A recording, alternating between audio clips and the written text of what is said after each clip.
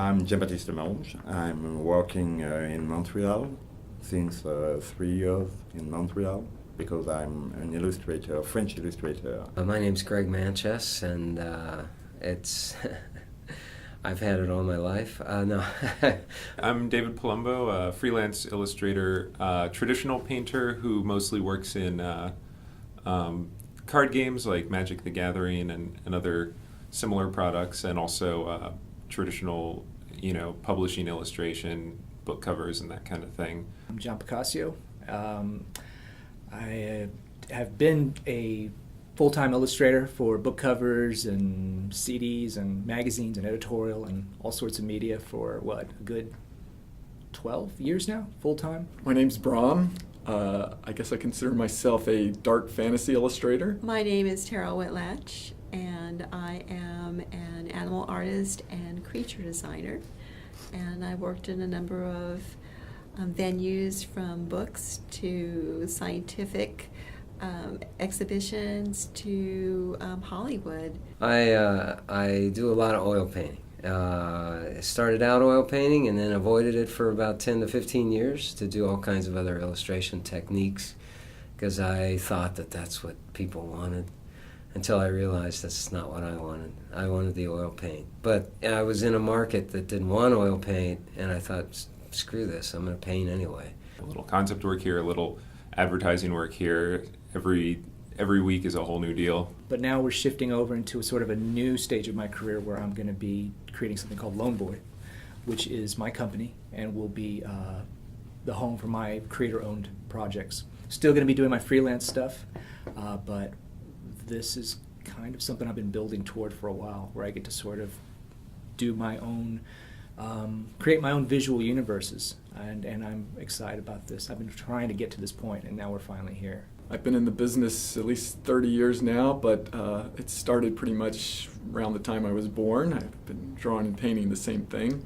Got my start in the gaming industry and have worked pretty much in all facets of the industry, from books to film to games. And currently I write and illustrate my own horror novels. That's what I do, and that's what I've done, and I'm not sure what I'll be doing next, but I'd probably be doing more of the same. So what does spectrum mean to me? What does spectrum mean to me? Frankly, in the beginning, to me, it was it was advertising.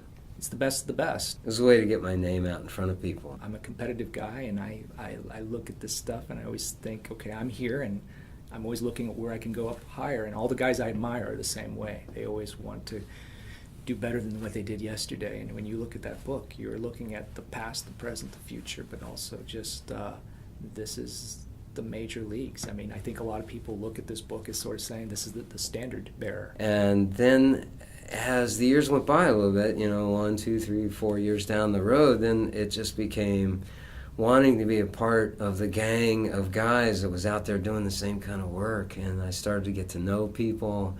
And so as it changed as the years went by, and now it's more like family, and even family that would include people from around the world now.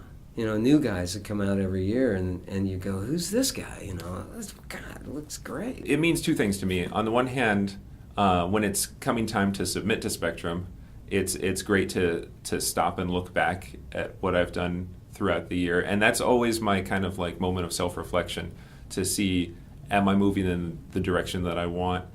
Do I have, when I'm pulling together my pieces to submit, like, is this is what I've done with this past year, and moving forward, is this the direction I want to keep going? You can see over the years the strengths, the abilities of everybody just ramp up. I mean, Spectrum has caused, I think, the entire genre to just come up in quality and elevate the skills of everybody, because we're all competing. We're all trying to, make the next guy next to us say, oh man, I like that.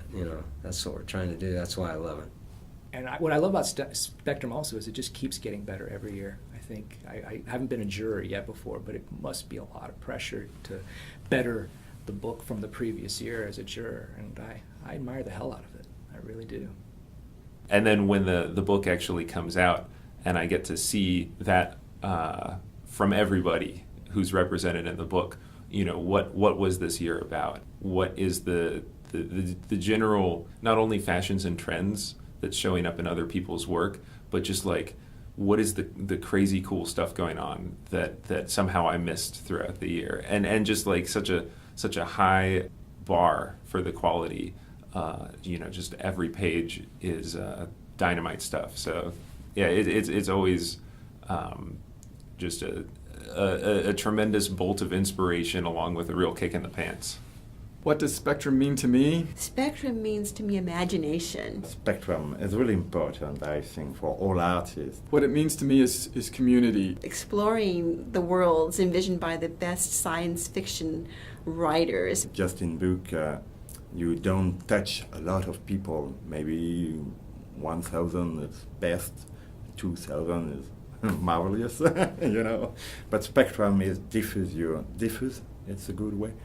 Diffuse your heart all over the planet, you know. The place both as a book and as an idea where artists can share not only their commercial work, but their personal creations with other artists.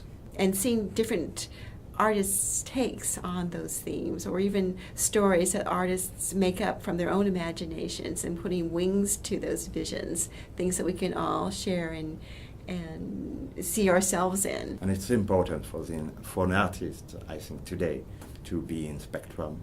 You know, it's like a dream. You are with a huge talent and an incredible talent of other people.